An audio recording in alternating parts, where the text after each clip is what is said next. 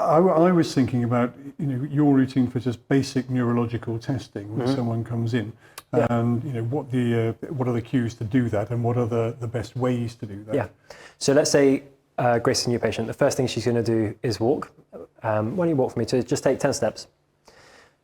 It'll have to be little, otherwise you go off screen. Yeah. So let's not worry about those kind of weird steps you just tried to make up. Let's just try and do 5 normal steps, okay? So come back this way and imagine that no one's watching and you're walking to the bus stop.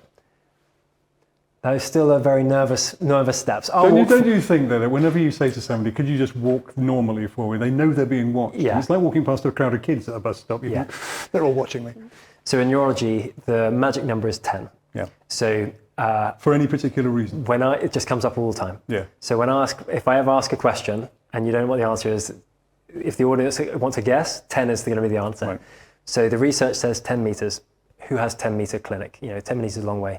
So a more realistic thing is 10 steps. So in 10 steps, you can see what normal gait is. So we can see with her there, she narrowed her gait width because she's, everything's tight and we've been talking about it a lot. She really reduced her stride length and speed.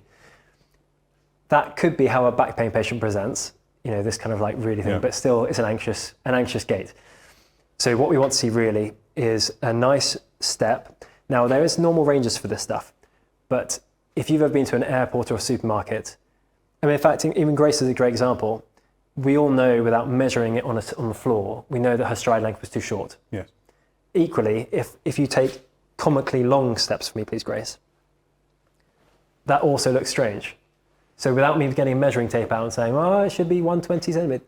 So a stride, this is a step.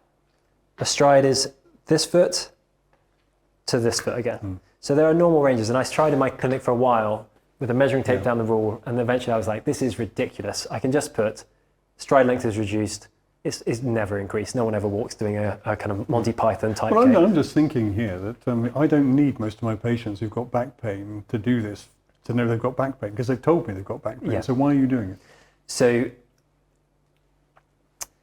when we're looking at neuromuscular control, the movement should look effortless and panther-like, right? So it should look really smooth and easy. So if your back patient comes in, when they say back pain, it doesn't really tell you anything about that physiology. Right. So if I had 2 patients, one is both sitting down, one is dying and wants to commit suicide because of the pain, the other is like, it's 1 out of 10 versus 10 out of 10. We want to class them. So when we're looking at gait and movement, it helps us understand this patient has got significant issues, it's going to take a while. This patient's going to be better. You should be able to say to a patient at the end of the initial consultation, in 2 to 4 weeks, you're going to be feeling so much better. Or this is going to take 2 to 3 months. Or I need to bring in a psychologist and all these other people. And gait is one of those things. So when Grace is walking, we have, if we see changes in gait width, we know she's got a change in balance. We don't know why, but if back pain, you'll see it go wider. Could you come and stand right in the middle here? And if you face that way. So there's been loads of different assessments where they look at different types of balance assessments. Now, standing heel to toe, standing Romberg's is not a hard enough test, so we have to do standing one leg. There's another assessment we can do, which is quite a nice one, called 4-step square test. So if we were to put 2 bamboo sticks on the floor in a square, what you would do, Grace, is you're going to step forward onto this step, sideways onto this one, backwards onto this one, sideways into this one, and then reverse that order. Okay, so we go.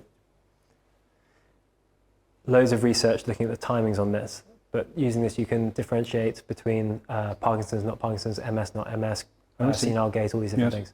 So when a Does patient that one have a name? I haven't heard. The 4-step square test. The 4-step square test, right. Very imaginative, sexy name. Well, it's a much easier thing to understand than when someone says Romberg's or Hoffman's or whatever, and you've got to think, okay, what was that one? Yeah.